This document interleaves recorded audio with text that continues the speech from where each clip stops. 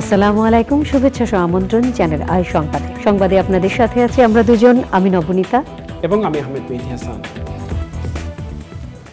সংবাদের শুরুতেই চলুন জেনে নেওয়া যাক ফ্রেশ প্রিমিয়াম টি সংবাদ শিরোনাম।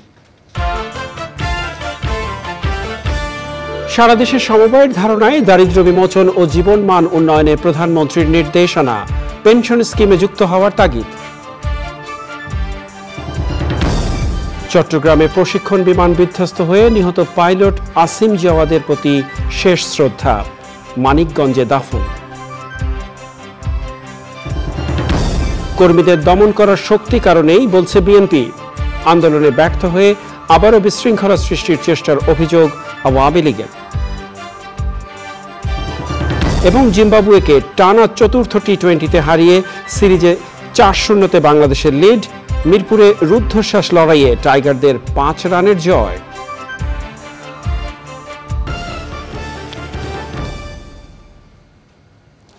সংবাদ শিরোনামগুলো জানাচ্ছিলাম। প্রিয় দর্শক, এখনকার সংবাদ আয়োজন একই সঙ্গে চ্যানেল আইয়ের ইউটিউব চ্যানেলে এবং চ্যানেল আইয়ের ওটিটি প্ল্যাটফর্ম আই স্ক্রিনে লাইভ স্ট্রিম হচ্ছে। যাওয়া যাক বিস্তারিত সংবাদে। সারা দেশে সমবায়ের ধারণা ছড়িয়ে দিয়ে দারিদ্র্য বিমোচন ও জীবন মান উন্নয়ন করার নির্দেশনা দিয়েছেন প্রধানমন্ত্রী শেখ হাসিনা। গোপালগঞ্জের টুঙ্গিপাড়ায় শিক্ষা ও কৃষি উপকরণ বিতরণ ও মতবিনিময় অনুষ্ঠানে প্রধানমন্ত্রী সকলকে পেনশন স্কিমে যুক্ত হতে বলেছেন। এর আগে জাতির পিতা বঙ্গবন্ধু শেখ মুজিবুর রহমানের সমাধিসৌধে শ্রদ্ধা নিবেদন করেন প্রধানমন্ত্রী শেখ হাসিনা। গোপালগঞ্জের প্রতিনিধি আসাদুজ্জামান বাবুলকে সঙ্গে নিয়ে মধু ত্রিপুরার ছবিতে রিপোর্ট করছেন নীলাদ্রি শেখর। ঢাকা থেকে সড়ক পথে টুঙ্গিপাড়া পৌঁছে প্রধানমন্ত্রী শেখ হাসিনা জাতির পিতা বঙ্গবন্ধু শেখ মুজিবুর রহমানের সমাধিসৌধে শ্রদ্ধা জানান। সঙ্গে ছিলেন বঙ্গবন্ধুর ছোট মেয়ে শেখ রেহানা। এ সময় বঙ্গবন্ধু ও ৭৫-এর ১৫ই আগস্টের শহীদদের রুহের মাগফিরাত কামনা করে বিশেষ মোনাজাতে অংশ নেন প্রধানমন্ত্রী। পরে দারিয়ারকুল আমার বাড়ি আমার খামার প্রকল্পের সদস্যদের মাঝে নগদ অর্থ, কৃষকদের মাঝে কৃষি যন্ত্রপাতি এবং সেলাই মেশিন বিতরণ ও মতবিনিময় অনুষ্ঠানে যোগ দেন প্রধানমন্ত্রী, যিনি এই সমিতির উপদেষ্টা। টুঙ্গিপাড়া উপজেলা আওয়ামী লীগ কার্যালয়ে আয়োজিত অনুষ্ঠানে প্রধানমন্ত্রী বলেন, বঙ্গবন্ধুর সমবায়ের ধারণা থেকেই আমার বাড়ি আমার খামার ও পল্লী সঞ্চয় ব্যাংক গঠনের পরিকল্পনা। আমাদের যদি উৎপাদন বাড়াতে হয় তাহলে সেখানে আধুনিক প্রযুক্তি ব্যবহার করতে হবে, কৃষি যান্ত্রিকীকরণ করতে হবে। শুধুমাত্র সনাতনী পদ্ধতিতে চাষ করলে হবে না, আধুনিক পদ্ধতিতে চাষ করতে হবে। তিনি বহুমুখী গ্রাম সমবায় গড়ে তোলেন এবং তিনি যে সবুজ বিপ্লবের ডাক দিয়েছিলেন এবং সেই সাথে সাথে বাংলাদেশের মানুষের আর্থসামাজিক উন্নয়নে কিভাবে সমস্ত প্রশাসনিক ব্যবস্থাকে ঢেলে সাজানো, গণমুখী করা এবং মানুষের ভাগ্য পরিবর্তন যাতে হয় সেই ব্যবস্থা তিনি নিয়েছিলেন। সমবায়ের ধারণাকে সারা দেশে ছড়িয়ে দিতে কৃষি উৎপাদন বাড়ানো এবং স্বনির্ভর বাংলাদেশ গঠনের প্রতি সবার আহ্বান জানান প্রধানমন্ত্রী। এই সমবায়ের মাধ্যমে মানুষের উৎপাদন বাড়ানো, দারিদ্র্য বিমোচন এবং ক্ষুদ্র সঞ্চয়ের ব্যবস্থা হয়। এর পাশে আরেকটা কাজ করেছি, সেটাও আমি বলবো সবাইকে, বিশেষ করে আমাদের রাজনৈতিক নেতা কর্মী বা নিজেরা যারা নিজে কাজ করে খান তাদের জন্য, সেটা হচ্ছে সার্বজনীন পেনশন স্কিম। এই সার্বজনীন পেনশন স্কিমও আমি এভাবে করেছি, যারা একটু অর্থশালী তারা ৫,০০০ টাকা করে রাখতে পারবে প্রতি মাসে এবং ২০ বছর বা ৩০ বছর বা ৪০ বছর পর থেকেই কিন্তু এই পেনশনের টাকা তুলতে পারবেন। পরে সমিতির সদস্যদের মাঝে নগদ অর্থ, কৃষকদের মাঝে কৃষি যন্ত্রপাতি, সেলাই মেশিন, বাইসাইকেল, শিক্ষা উপকরণ বিতরণ করেন প্রধানমন্ত্রী শেখ হাসিনা। Niladri Shekhar, channel I, Tungipara, Gopalganj. কর্ণফুলী নদীতে বিধ্বস্ত প্রশিক্ষণ বিমানের নিহত পাইলট স্কোয়াড্রন লিডার আসিম জাওয়াদের তৃতীয় জানাজা শেষে মানিকগঞ্জে দাফন করা হয়েছে। এর আগে দ্বিতীয় জানাজার নামাজ হয়েছে ঢাকা সেনানিবাসের BAF বেস বাসারে। সে সময় তাঁকে গার্ড অফ অনার দেয়া হয়। বৃহস্পতিবার রাতে চট্টগ্রামে বিমান বাহিনীর জহুরুল হক ঘাঁটিতে তাঁর প্রথম জানাজার নামাজ হয়। স্কোয়াড্রন লিডার আসিম জাওয়াদ বৃহস্পতিবার প্রশিক্ষণ যুদ্ধ বিমান বিধ্বস্ত হয়ে মারা যান। আল মুকসিদ জানাচ্ছেন। ঢাকা সেনানিবাসের BAF বেস বাসারে চট্টগ্রামে বিমান বাহিনীর প্রশিক্ষণ বিমান দুর্ঘটনায় নিহত স্কোয়াড্রন লিডার মোহাম্মদ আসিম জাওয়াদের জানাজায় ছিলেন তার পরিবারের সদস্য এবং সশস্ত্র বাহিনীর ঊর্ধ্বতন কর্মকর্তারা।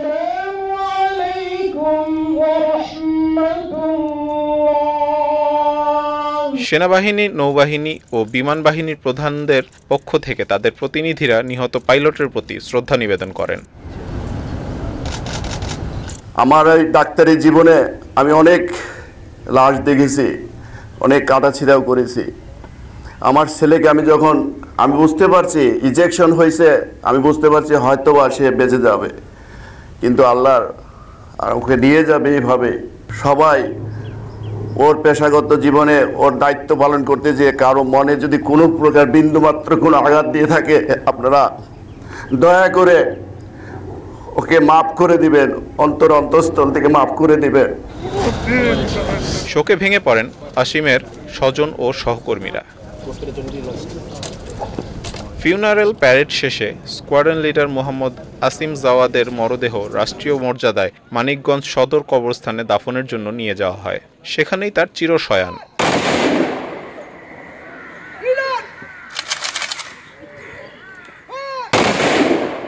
আল মুকসিদ, চ্যানেল আই।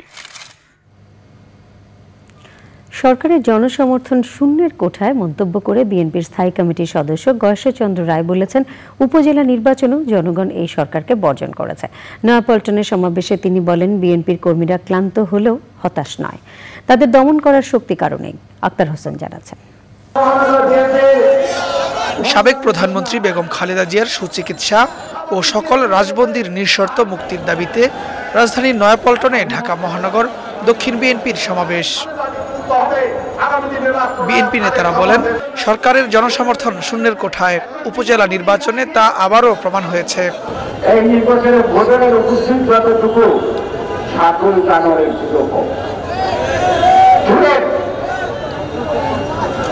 ভোট ফেরা রয়েছে, যে যেখানে পাচ্ছে সে সেখানে সিল ভোট কেন্দ্রের তাই ভিতরে সিল মারতেছে, মানে কি বাইরে ফ্লিপকার্ট আর ভিতরে ১৭ লাখ কার্টুন তাদের সেদের কথায় মনে হয় democracy means by the India, for the India, of the India, নাকি এর বেশি কিছু মনে হয় না।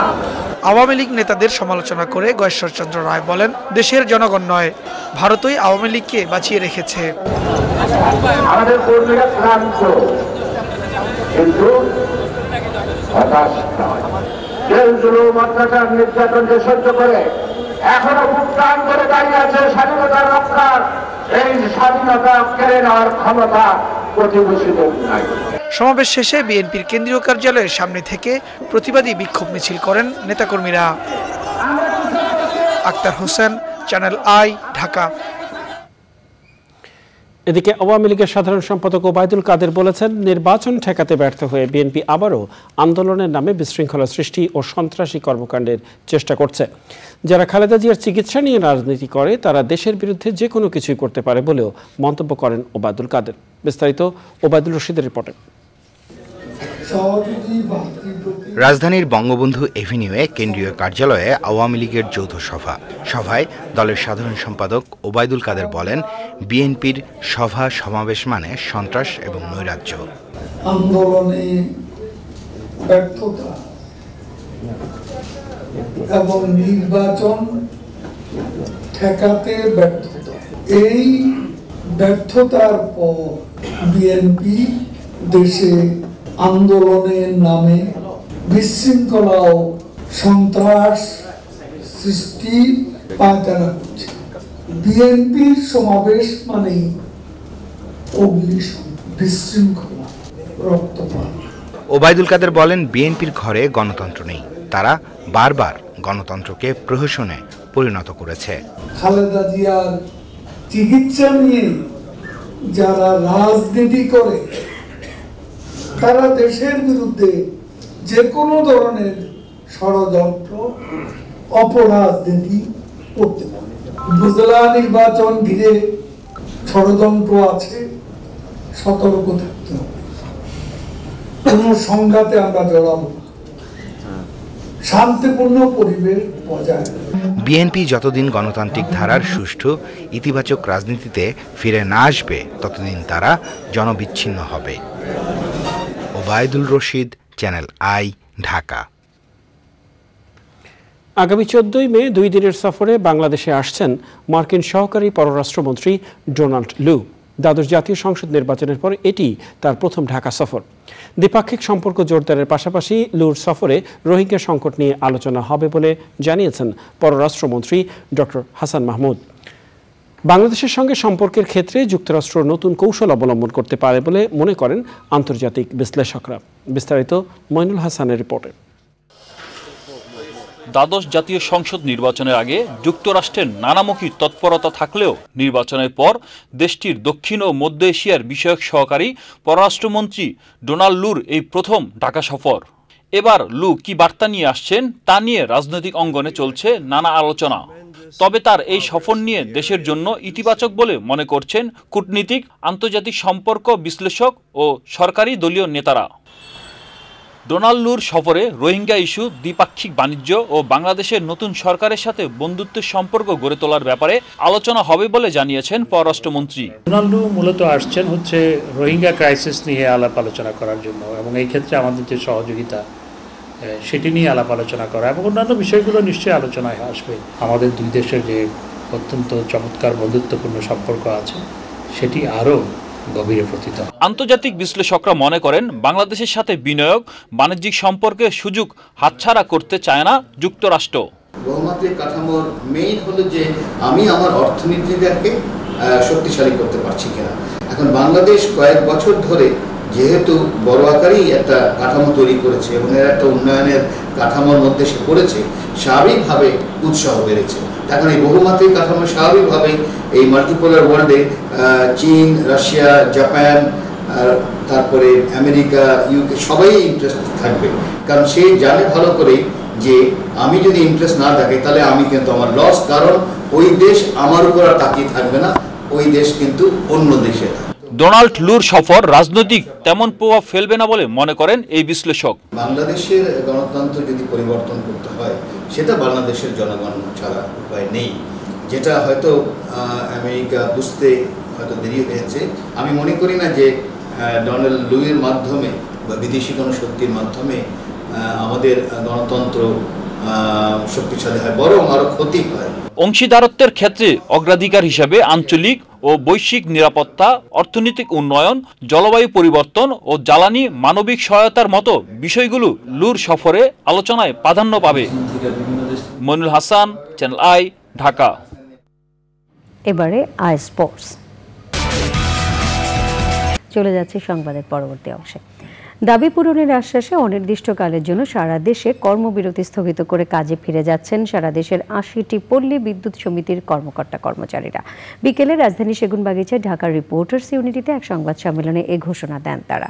সকালে পল্লী বিদ্যুতায়ন বোর্ডে আন্দোলনরতদের সাথে বিদ্যুৎ বিভাগের ভারপ্রাপ্ত সচিব ডক্টর সৈয়দ মাসুম আহমেদ চৌধুরী, অতিরিক্ত সচিব তানিয়া খান, শেখ আক্তার হোসেন সহ পল্লী বিদ্যুতায়ন বোর্ডের চেয়ারম্যান অজয় কুমার চক্রবর্তীর বৈঠক শেষে এই সিদ্ধান্তের কথা জানান কর্মকর্তা কর্মচারী। সংবাদ সম্মেলনে তারা বলেন, চলমান আন্দোলন কর্মসূচি প্রধানমন্ত্রীর দৃষ্টিগোচর হওয়ায় তাঁর নির্দেশনায় এবং মন্ত্রণালয়ের দায়িত্বশীলদের দেয়া আশ্বাসে তারা কর্মবিরতি প্রত্যাহার করেছেন। তাদের দাবি দেওয়া বাস্তবায়ন না হলে প্রয়োজনে আবারও কর্মবিরতি সহ কঠোর কর্মসূচিতে যাবেন তারা। সংবাদ সম্মেলনে ছিলেন এজিএম প্রকৌশলী রাজন কুমার দাস, ডিজিএম মোহাম্মদ এনামুল হক, ডিজিএম প্রকৌশলী মোহাম্মদ বেলাল হোসেন সহ অন্যরা।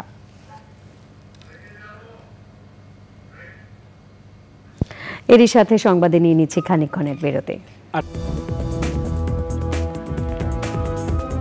বিরতির পর আমন্ত্রণ আরো একবার জানাবো এখনকার আয়োজনগুলো। নিত্যপণ্যের দাম বাড়তি থাকায় বিপাকে পড়েছেন কম আয়ের মানুষ। আগে থেকেই বাড়তি দামে সবজি কিনতে হচ্ছে, নতুন করে দাম বেড়েছে ডিম ও মুরগির। বিক্রেতারা বলছেন দাম বেড়ে যাওয়ায় বিক্রি কমছে, ক্রেতাদের সঙ্গে দর কষাকষি করতে হচ্ছে। বাজার ব্যবস্থাপনা নিয়ে ক্ষুব্ধ ক্রেতারা বলছেন দাম অনুযায়ী খাবার কাটছাঁট করে চলতে হচ্ছে। লুৎফর রহমান সোহাগের রিপোর্ট। খুব খারাপ অবস্থা, আমরা যারা মধ্যবিত্ত তাদের নাবিশ্বাস উঠে গেছে। প্রতিদিনই বাজার ঊর্ধ্বমুখী, কম টম নাই। ছোট একটা লাউ যেটা আমাদের এক বেলাও হবে না, এটা একদম ৬০ টাকা বলে, এটা ১ কেজিও হবে না। ঠিক এমনি তরকারির দাম প্রতিদিনই ঊর্ধ্বমুখী। এই যে পেঁপে হাইস্ট ৮০ টাকা, কম কিনতে হচ্ছে এবং পর্যাপ্ত পরিমাণে কিনতে পারতাছি না এবং নিতে পারতাছি না এবং পরিবারেও খুশি করতে পারতাছি না, পরিবারও ভুল বুঝতেছে। এমন হতাশা নিয়ে কম আয়ের মানুষদের বাজার সারতে হচ্ছে। দাম বাড়তে বাড়তে প্রায় নাগালের বাইরে চলে গেছে বেশিরভাগ সবজি। আলু পেঁয়াজের দামও চড়া। যে পেঁপে 30 টাকা কেজি, সেই পেঁপে এখন বর্তমানে 80 টাকা কেজি। 1 কেজি আলুর দাম 60 টাকা, 1 কেজি ভেন্ডির দাম 60 টাকা, 1 কেজি কাঁকড়োর দাম 100 টাকা। এক কেজি সবজি 60, 70, 80, 100 নিচে কোনো সবজি নেই, সর্বনিম্ন 60। নিত্য প্রয়োজনীয় দ্রব্যমূল্যের চাহিদা, এই দামগুলো তো একটু কমাইতে হবে সরকারের, এটার উপরে তার নজর দিতে হবে। এখন সে শুধু আমাদের দেশের উন্নয়ন করতেছে, সব কিছুই ঠিক আছে, কিন্তু সাধারণ মানুষে বাঁচবে কি করে এটা না দেখে খালি উন্নয়ন করে তো কোনো লাভ নেই। বাজারে সবচেয়ে বেড়েছে ডিম ও মুরগির দাম। ডিম ডজনে আর মুরগি কেজিতে 20 টাকা করে বেড়েছে। 20 পয়সা, 30 পয়সা, 50 পয়সা এভাবে বাড়তে বাড়তে প্রায় 1.5 টাকা যায় বাইরে গেছে প্রতি সপ্তাহে। পার ডিমে 150 পয়সা। কাস্টমাররা আমাদেরকে বলে, কিন্তু আমরা ব্যবসায়িক হিসেবে তো সহ্য করতে হবে, ধৈর্য।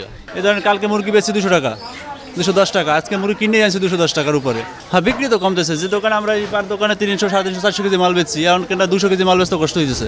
তো বাজার করতে তো সাধারণ মানুষের তো কষ্ট হবেই, যারা মনে করেন কম টাকার স্যালারি পায় তাদের তো সাধারণ অবস্থায় তো কষ্ট হবেই।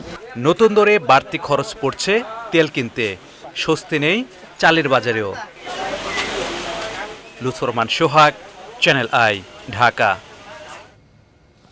এ পর্যায়ে নিটল টাটা আন্তর্জাতিক সংবাদ।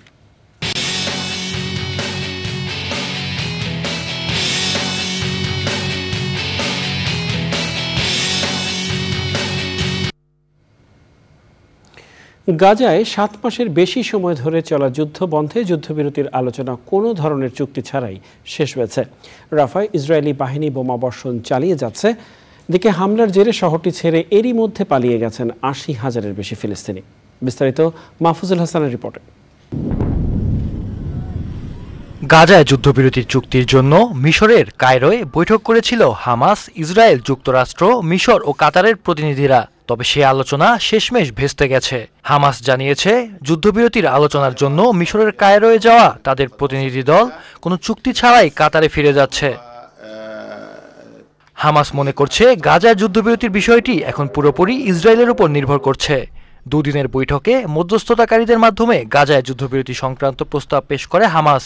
তবে ইসরায়েল তাতে আপত্তি জানানোয় বৃহস্পতিবার কোনো সিদ্ধান্ত ছাড়াই সেই বৈঠক শেষ হয়েছে।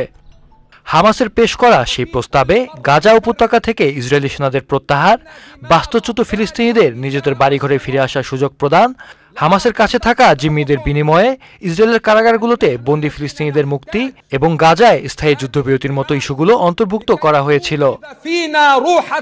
যুক্তরাষ্ট্রের হুমকি উপেক্ষা করে রাফায় বড় ধরনের সামরিক অভিযান চালানোর প্রস্তুতি নিচ্ছে ইসরায়েল। এ নিয়ে যুক্তরাষ্ট্রের সঙ্গে ইসরায়েলের সম্পর্কে টানাপোড়েন দেখা দিয়েছে।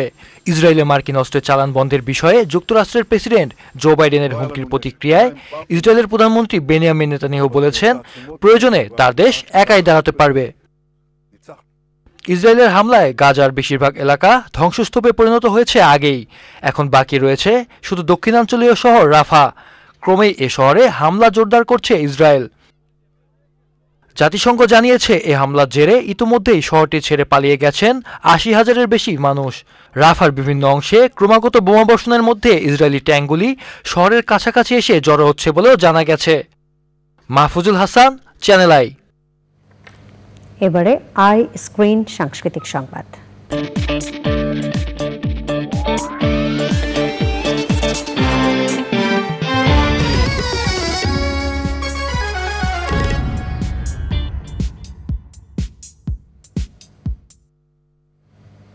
ক্যামেরার কবি, নন্দিত চিত্রগ্রাহক নাসির আলী মামুনের শ্রম, সংগ্রাম এবং ধ্যানের যাত্রা নিয়ে নির্মিত প্রামাণ্যচিত্র ছায়া বন্দনার প্রিমিয়ার শো হয়েছে।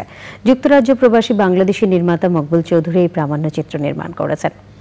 শিল্পকলা একাডেমি চিত্রশালা মিলনায়তনে এর প্রিমিয়ার শো হয়। ইফতেখার উদ্দিন জানাচ্ছেন। এরকম ছবি আমি তুলি, নাসির আলী মামুন রেকর্ড হয়ে যাচ্ছে, বিশ্বাস করা যাচ্ছে। ছবি তুলেছেন অর্ধ শতাব্দীরও বেশি সময় ধরে। আলো ছায়া নিয়ে খেলা এই শিল্পীর পোর্ট্রেট ফটোগ্রাফিকে দিয়েছেন নতুন মাত্রা। তাকে নিয়ে Nasir Ali Mamun in praise of shadows Chhayabandana প্রামাণ্যচিত্রের প্রদর্শনী। নাসির আলী মামুনের কাজ, শ্রম ও ধ্যান ফটোগ্রাফির নতুন মাত্রা বলে উল্লেখ করেন বিশিষ্টজনেরা। তিনি যে যন্ত্রকে অসামান্য দক্ষতায় ব্যবহার করতে পারেন এবং শিল্প সৃষ্টি করতে পারেন, তার উদাহরণ আমরা পেয়েছি ইতিহাসের মধ্য দিয়ে। এবং এই যে যারা চিত্রগ্রহণ করেন ক্যামেরার সাহায্যে, তারা নানানভাবে আসেন, নানান অনুপ্রেরণায় আসেন। কেউ আসেন পেশাগতভাবে, কেউ আসেন শৌখিনভাবে, নানান ছবি তোলেন যা পছন্দের মতো। মামুনও একজন শৌখিন এবং পেশাদারি এই অর্থে যে তার কাজের মধ্যে পেশাদারিত্ব আছে। প্রামাণ্যচিত্র প্রদর্শন নিয়ে উচ্ছ্বসিত নাসির আলী মামুন। এই আমার উপরে, নাসির আলী মামুনের উপরে এই ডকুমেন্টারিটি অত্যন্ত গুরুত্বপূর্ণ হবে এই কারণে যে আমার প্রায় 53 বছরের একটা জার্নি এই ছবির মধ্যে মোটামুটি আছে সেখানে সংক্ষেপে। কাজী ছায়াবন্দনা যাতে দর্শকরা এটা পুরোপুরি দেখে আগ্রহী হয় বাংলাদেশে ফটোগ্রাফি চর্চার ক্ষেত্রে, সেটিও আমি প্রত্যাশা করব। দীর্ঘ 5 বছর ধরে প্রামাণ্যচিত্রটি নির্মাণ করা হয়েছে বলে জানালেন পরিচালক মকবুল চৌধুরী। ওনার যে একটা ডিস্টিংটিভ স্টাইল, যে উনি শুধু পোর্ট্রেটটাই করেন আর কোনো কিছুই করেন না। তো আমি নিজেও একজন film maker, I understand that যদি আপনি কোনো কাজে বিশেষত্ব সক্রিয়তা অর্জন করতে চান তাহলে আপনাকে খুবই ডিটারমিনড এবং খুবই ফোকাসড হতে হবে। এবং সেকেন্ডলি মামুন ভাইয়ের সাথে কথাবার্তা বন্ধুত্বের মাধ্যমে তার কাজের যে একাগ্রতা এবং তার কর্মপদ্ধতি আমাকে খুবই আকর্ষিত করেছে। নাসির আলী মামুনের ক্যামেরার প্রতি শ্রম ও ধ্যান নতুন প্রজন্মের জন্য প্রেরণা হয়ে থাকবে বলে উল্লেখ করেন বক্তারা। Iftekhar Uddin, channel I, Dhaka. Pubali bank কৃষি সংবাদ।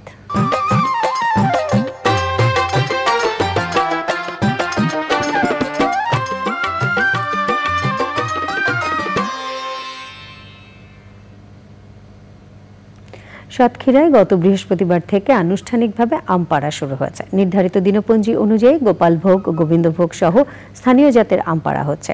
জেলায় আমের উৎপাদন ভালো না হওয়ায় হতাশ চাষিরা। নির্ধারিত দিনপঞ্জি অনুযায়ী আম পাড়ার পরামর্শ দিয়েছেন কৃষি কর্মকর্তারা। সাতক্ষীরা থেকে আবুল কালাম আজাদের পাঠানো তথ্য, ভিডিও চিত্রে সৈয়দ অদিত জানাচ্ছেন। মাটি ও আবহাওয়া অনুকূলে হওয়ায় অন্যান্য স্থানের তুলনায় আগেই বাজারজাত করা যায় সাতক্ষীরার আম। জেলা প্রশাসনের দিনপঞ্জি অনুযায়ী গোপালভোগ, গোবিন্দভোগ, মুম্বাই সহ স্থানীয় জাতের আম ভাঙা শুরু হয় বৃহস্পতিবার। সদর উপজেলার কুকরালি এলাকায় আম ভাঙা কার্যক্রমের উদ্বোধন করা হয়। দেশে বিদেশে ব্যাপক চাহিদা থাকায় সাতক্ষীরায় দিনে দিনে বাড়ছে আম চাষ। গুণগত মান বজায় রাখতে তৎপর থাকেন আম চাষিরা। তবে এবারে উৎপাদন নিয়ে হতাশ তারা। এবার আমের সংখ্যা খুব কম, এবারে দাম বেশি, 2 গুণ আমের দাম বেশি। বাগানে ফলন কম হওয়ার কারণে বাজারে আমদানি কম, এজন্য বিক্রির তার হারও কম। গুটি কাটা প্রথমে কম, কিন্তু গোবিন্দ হিমসাগরী একটু বাড়বে, কিন্তু আশা করতেছি যেরকম সেরকম পরিমাণে হবে না। এখন সরিকাজ বিক্রি হচ্ছে 2000-1800 টাকা মন, গোবিন্দভোগ 2400-2800 টাকা মন, যে আগে বিক্রি হইল 1600-1700 টাকা মন, সেই মালের দাম এখন বৃদ্ধি। অপরিপক্ক আম পাড়া ঠেকাতে দিনপঞ্জি অনুযায়ী আম ভাঙার পরামর্শ দিয়েছেন কৃষি কর্মকর্তারা। গোবিন্দভোগ 11 মে, হিমসাগর 22 মে, ল্যাংড়া 29 মে ও আম্রপালি 10 জুন আম পাড়ার দিন নির্ধারণ করা হয়। কৃষকদের উদ্দেশ্যে আমার পরামর্শ হলো তারা যেন আমের পরিপক্কতার লক্ষণ দেখে আমগুলা হারভেস্ট করেন এবং ভোক্তাদেরকে সুন্দর আম, কোয়ালিটি আম তুলে দেন। এতে তারাও লাভবান হবে, ভোক্তারাও পরিতৃপ্ত হবে এবং সাতক্ষীরার সুনাম চারিদিকে ছড়িয়ে যাবে। সাতক্ষীরায় 4100 হেক্টর জমিতে আমের উৎপাদন হয়েছে। লক্ষ্যমাত্রা ধরা হয়েছে 50,000 মেট্রিক টন। এই আমের দাম প্রায় 300 কোটি টাকা। চাষিদের প্রতি অনুরোধ, দিনপঞ্জি দেখে আম পাড়তে হবে। জেলায় এবার 5000-এরও বেশি বাগানে 4000 হেক্টরেরও বেশি জমিতে আম চাষ হয়েছে। উৎপাদনের লক্ষ্যমাত্রা ধরা হয়েছে 50,000 metric ton. Syed Adit, channel I. এ পর্যায়ে দেখবেন প্রকৃতি সংবাদ।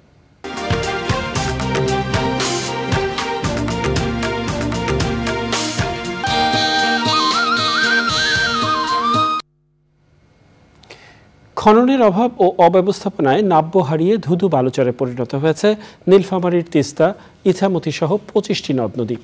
সমতল ভূমির সাথে মিশে একসময়ের খরস্রোতা এসব নদ নদী এখন ফসলি জমি। এতে জীবিকার পাশাপাশি পরিবেশ ও জীববৈচিত্র্য বিরূপ প্রভাব পড়ছে। নাব্য ফেরাতে নিয়মিত ড্রেজিংয়ের কথা জানিয়েছেন পানি উন্নয়ন বোর্ড। আনোয়ারুল আলম প্রধানের তথ্য ও ভিডিও চিত্রে আফরোজা হাসির রিপোর্ট। দুকুল ছাপিয়ে প্রবাহিত হতো তিস্তা, চারালকাটা, বুড়িখোড়া, ধুম, কুমলাই, নাওতারা, যমুনেশ্বরী, ইছামতি, বুলাই, শালকি, চিকলি সহ বিভিন্ন নদ নদী। চলত ডিঙি, পালতোলা নৌকা আর বজরা।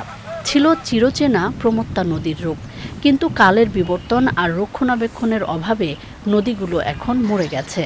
দেখে বোঝার উপায় নেই এগুলো এক সময়ের খরস্রোতা নদ নদী। খনন করেও সুফল মিলছে না। নদ নদীর এ বৈরী আচরণে অনেক জেলে পরিবার তাদের আদি পেশা ছেড়ে জীবন জীবিকার তাগিদে বেছে নিচ্ছেন ভিন্ন পেশা। নদীতে কোনো পানি নেই, মরুভূমি হয়ে গেছে। ক্ষেত খেলাত পানি দিন না গেছে, বোর্ডিং করি মেশিন দিয়া, পানি থাকে না। হ্যাঁ, খুবই দুর্ভাবে পড়ে গেছি। জমি একের কোনো খেত হয়েছে না, শুকিয়ে টুকি একের শেষ। পানি দেওয়া যাচ্ছে না, নদীর মাছও নাই। এই নদীতে খুঁড়ার থাকিয়া পানি আর আটকে না। নদীর পানি নাই দেখি আমার মরুভূমি হয়ে গেছি, এখন আমরা কি করি খাবো? উৎস থেকে পানি প্রবাহ স্বাভাবিক না থাকা আর দীর্ঘদিন ড্রেজিং না হওয়ায় বদলে গেছে নদীর চিরচেনা রূপ। বর্ষা মৌসুমে দুই কূল উপচে পড়ে, আবার শুষ্ক মৌসুমে এসব নদীতে পানি থাকে না। গ্রেডিয়েন্টটা অনেক বেশি আপনার হচ্ছে, এবং বালু, সম্পূর্ণ নদীটা বালু। আপনার যে পানিটা হয় এটা কিন্তু দ্রুত নিষ্কাশিত হয়ে যায়। এই কারণে কিন্তু মেনলি আমাদের নদীগুলোতে মানে ওভাবে শুষ্ক মৌসুমে পানি থাকছে না। এখন পানি রাখার জন্য আমাদের নিয়মিত এটা ড্রেজিং এবং হচ্ছে বিভিন্ন ধরনের ওয়াটার রিটেনশন স্ট্রাকচার করতে হবে, যেগুলোতে আমাদের পানির ধারণ ক্ষমতাটা নদীতে বৃদ্ধি পাবে। পানির ন্যায্য হিস্যা আদায়ের পাশাপাশি পরিকল্পিত খননের মাধ্যমে নাব্যতা ফিরিয়ে আনার দাবি ভুক্তভোগীদের। আফরোজা হাসি, প্রকৃতি ও জীবন ডেস্ক, চ্যানেল আই। সংবাদে সময় হলো আবারও বিরতির। আর বিরতির পরে যা জানাবো। আমন্ত্রণ আরও একবার চ্যানেল আই সংবাদ। যাচ্ছি পরের সংবাদগুলোতে। স্থলভাগের গ্যাস ব্লক আবারও বিদেশি কোম্পানিকে ইজারা দেওয়ার কার্যক্রম শুরু করেছে পেট্রোবাংলা। সরকারের নীতিগত অনুমোদন নিয়ে দরপত্র আহ্বানের খসড়া তৈরির কাজ চলছে। পেট্রোবাংলার চেয়ারম্যান জানিয়েছেন, গ্যাস অনুসন্ধানে প্রচুর বিনিয়োগ প্রয়োজন বলে বিদেশি কোম্পানিকে ইজারা দেওয়া হচ্ছে। তবে এটি দেশের সম্পদ বিদেশিদের হাতে তুলে দেওয়া ষড়যন্ত্র বলে মন্তব্য করেছেন বিশেষজ্ঞরা। রফিকুল বাশার জানাচ্ছেন। সাধারণত স্থলভাগে গ্যাস অনুসন্ধান ও উত্তোলন করা কারিগরিভাবে সহজ ও সাশ্রয়ী। দেশের জ্বালানি নিরাপত্তা নিশ্চিত করতে তাই স্থলভাগের গ্যাস অনুসন্ধানে বিদেশি কোম্পানিকে ইজারা না দেওয়ার আদেশ দিয়েছিলেন উচ্চ আদালত। দেশে যে গ্যাস উত্তোলন হচ্ছে তার প্রায় সবই সিলেট, কুমিল্লা ও ভোলা অঞ্চলের। খুলনা, রাজশাহী, রংপুর ও দিনাজপুরে এখনও গ্যাস অনুসন্ধান করা হয়নি। এসব এলাকায় গ্যাস অনুসন্ধানের জন্য বিদেশি কোম্পানিকে ইজারা দেওয়ার উদ্যোগ নিয়েছে পেট্রোবাংলা। আমাদের গোটা বাংলাদেশের কিন্তু আমরা একটা ম্যাপিং তৈরি করেছি। ম্যাপিং করে কি পরিমাণ 2D 3D সেসমিক সার্ভে আমাদের করা আছে তার একটা তথ্য বের করেছি আমরা। দেশীয় উৎস থেকে গ্যাস আনার গতিটা যদি আমরা বাড়াতে পারি তাহলে আমাদের আমদানি নির্ভরটা অনেকটাই কমবে। সেই লক্ষ্য থেকে আমাদের 3টি উৎপাদনকারী কোম্পানি যেটা আছে, Bapex, Bangladesh gas field, Sylhet gas field, তাদেরকে 100% কাজে লাগিয়ে, বাপেক্সের 5টা রিগকে 100% কাজে লাগানোর পরেও আরও দ্রুত গ্যাস আনার জন্য আমাদের আইওসিকে আমরা কূপ খনন করে নিচ্ছি। 1975 সালের 9 আগস্ট স্থলভাগের 5টি গ্যাস ক্ষেত্র প্রায় বিনামূল্যে বিদেশি কোম্পানির কাছ থেকে কিনে নিয়েছিলেন বঙ্গবন্ধু শেখ মুজিবুর রহমান। সেই গ্যাস ক্ষেত্রগুলোই এখন বাংলাদেশের অর্থনীতির মূল চালিকা শক্তি। এরপর 3টি ছাড়া আর কোনো বিদেশি কোম্পানিকে স্থলভাগ ইজারা দেওয়া হয়নি। এখন আবার স্থলভাগে বিদেশি কোম্পানি আনা হচ্ছে। কূপ খনন করতে গেলে কিন্তু প্রতিটা কূপে আমাকে তাৎক্ষণিক ইনভেস্ট করতে হচ্ছে, কিন্তু আমরা যদি পিএসসির আওতায় যাই তাহলে কিন্তু আমাদের তাৎক্ষণিক ইনভেস্ট থাকছে না। তাহলে বাপেক্স বা এই 3টা কোম্পানির জন্য যে এলাকা নির্ধারিত আছে, তারা যে এলাকায় কাজ করছে, এই এলাকার বাইরের যে অংশগুলো এখনও আমরা আনটাচ থেকে গেছে, সেসব অংশে যদি আমরা অনশোর পিএসসির আওতায় আনতে চাই তাহলে আমাদের ইনভেস্টমেন্ট ছাড়াই পিএসসির আওতায় কিন্তু আমরা দিতে পারবো। তবে বিশেষজ্ঞরা বলছেন, বিদেশি কোম্পানিকে ইজারা দিলে গ্যাসের দাম বাড়বে।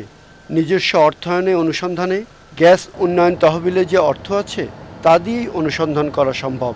স্থলভাগ পিএসসিতে যাওয়ার পেছনে সরকারের যুক্তি ছিল যে তাদের বিনিয়োগ সক্ষমতা নাই।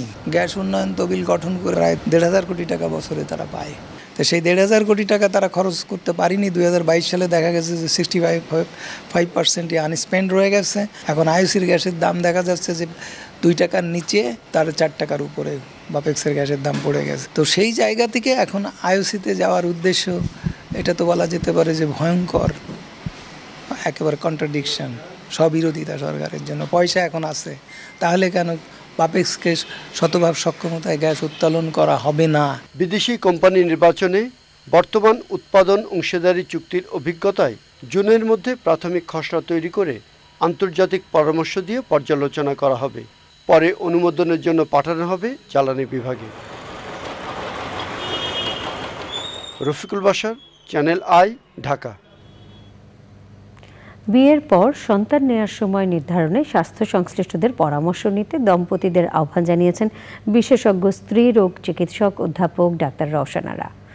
চ্যানেল আইকে তিনি বলেছেন, পরিকল্পনা মতো সন্তান নিলে গর্ভবতী নারীর স্বাস্থ্য এবং গর্ভধারণের আগে পরে জটিলতা এড়িয়ে সুস্থ সন্তান প্রসব নিশ্চিত করা সম্ভব। জান্নাতুল বাকিয়া কেকা জানাচ্ছেন। বাংলাদেশ পরিসংখ্যান ব্যুরোর সর্বশেষ প্রকাশ করা 2023 সালের পরিসংখ্যান বলছে, দেশের মানুষের গড় আয়ু বেড়েছে। পুরুষের গড় আয়ু 70 বছর 8 মাস আর নারীর গড় আয়ু 73 বছর 8 মাস। এই তথ্য নারী স্বাস্থ্যের উন্নয়ন নির্দেশ করে। বাংলাদেশ ডেমোগ্রাফিক অ্যান্ড হেলথ সার্ভের তথ্য অনুযায়ী এদেশে মেয়েদের বিয়ের গড় বয়স 15 বছর 3 মাস আর 18 বছরের কম বয়সী মেয়েদের বিয়ের হার 41.6%। তাদের মধ্যে যারা মা হচ্ছেন এমন গর্ভবতীদের 57% বয়স 19-এর কম। এতে মা ও শিশু উভয়ের জীবন হুমকির মুখে থাকে। স্বাস্থ্যের উন্নতি না হতো তারা এত দূর পর্যন্ত এগিয়ে আসতে পারতো না। আইন করে দেওয়া হচ্ছে যে 18-র আগে বিয়ে না। আমরা এখনও দেখতে পাচ্ছি, প্রতিদিন আমরা যে চেম্বার করি, হসপিটালে দেখি, এখনও 15 বছরের মেয়ের বিয়ে হচ্ছে। স্বামী চলে যাবে, দেখা গেলো যে এক্ষুনি বাচ্চা নেওয়ার দরকার, তাকে মা হওয়ার জন্য চাপ দেওয়া হচ্ছে। তো একটি মেয়ে 15-16 বছরে বিয়ে হয়ে যে পরিমাণ বাচ্চা নিচ্ছেন, আমাদের একটু আর্লি ম্যারেজও বাড়লো, আবার আর্লি প্রেগনেন্সিও কিন্তু হচ্ছে। এই বাস্তবতায় মা ও শিশুর জীবন সুরক্ষায় সন্তান নেওয়ার আগে চিকিৎসক ও স্বাস্থ্যকর্মীর মতামত নেওয়ার পরামর্শ দিয়েছেন এই বিশেষজ্ঞ স্ত্রীরোগ চিকিৎসক। একটা সময় ছিল যে প্রায় 500 মা মারা যেতেন 1 লক্ষ সন্তান জন্ম দিতে গিয়ে, এখন সেটা এসে দাঁড়িয়েছে 123-এ। সেই দিক থেকে তো আমরা বলবো যে আমরা, কিন্তু আমি মনে করি একটি মারও মরা যাওয়া উচিত না। দম্পতি অ্যাজ এ হোল, সে দম্পতি কিন্তু চিন্তা করবো যে আমাদের আসলে এখন বাচ্চা নেওয়ার সময় হচ্ছে না। সেটাকে আমরা বলি প্রি কনসেপশনাল কাউন্সেলিং, মানে বিয়ের আগেই একটা পরিকল্পনা তৈরি করা। সেটা আমাদের দেশে এখনও খুব ভালোভাবে আসেনি।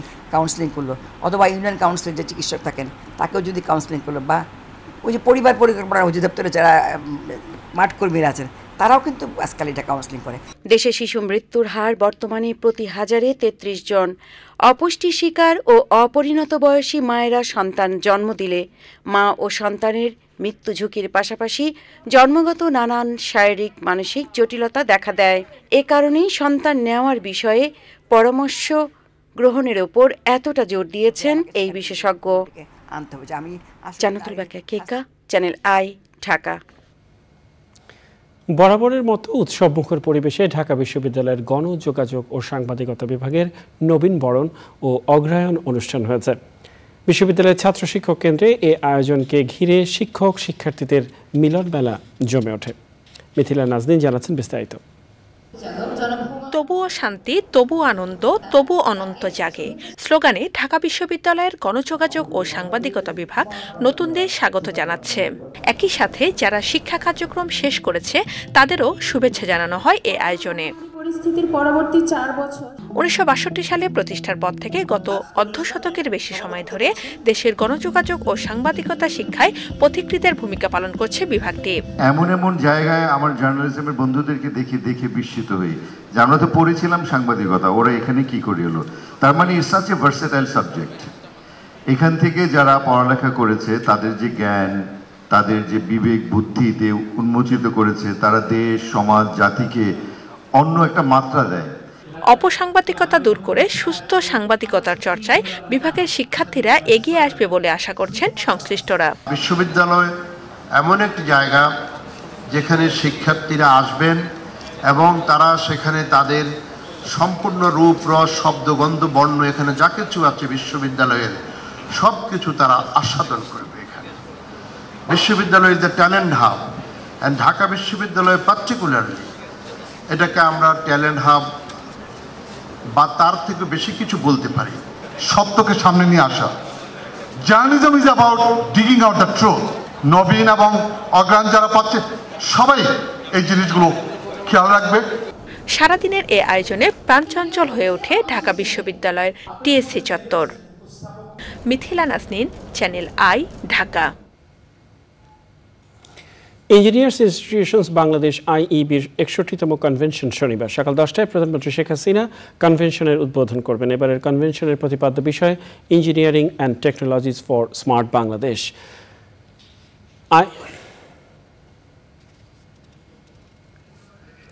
আইইবির কাউন্সিল হলে সংবাদ সম্মেলনে এসব তথ্য জানান আয়োজকরা। আইইবির প্রেসিডেন্ট ইঞ্জিনিয়ার মোহাম্মদ আব্দুস সবুরের সভাপতিত্বে সংবাদ সম্মেলনে লিখিত বক্তব্য পাঠ করেন আইইবির সম্মানী সাধারণ সম্পাদক ইঞ্জিনিয়ার এস.এম. মঞ্জুরুল হক মঞ্জু।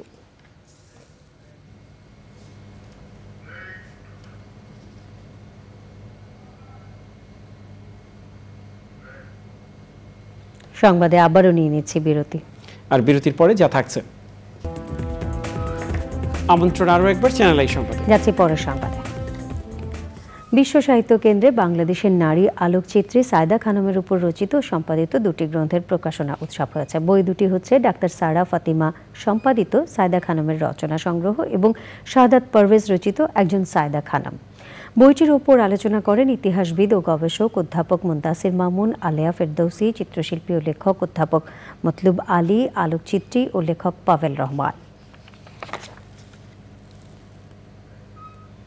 দ্বিতীয় প্রতিষ্ঠা বার্ষিকী উপলক্ষে আলোচনা, মানবিক কবি উৎসব ও দেশ বাংলা প্রকাশনা উৎসব করেছে কুমিল্লা কবি পরিষদ।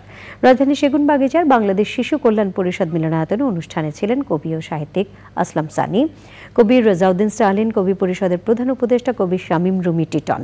সভাপতিত্ব করেন পরিষদের প্রতিষ্ঠাতা ও প্রধান নির্বাহী এমডি মজিবুর রহমান।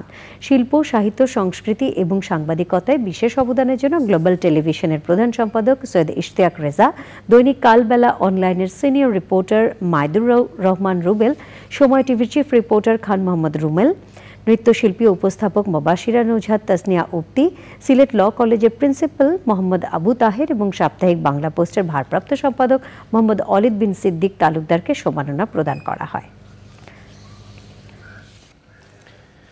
চলচ্চিত্র, সংবাদ পাঠ, সঙ্গীত ও নৃত্য সহ বিভিন্ন ক্যাটাগরিতে 12 জন বিশিষ্ট ব্যক্তির হাতে star plus communications performance award প্রদান করা হয়েছে।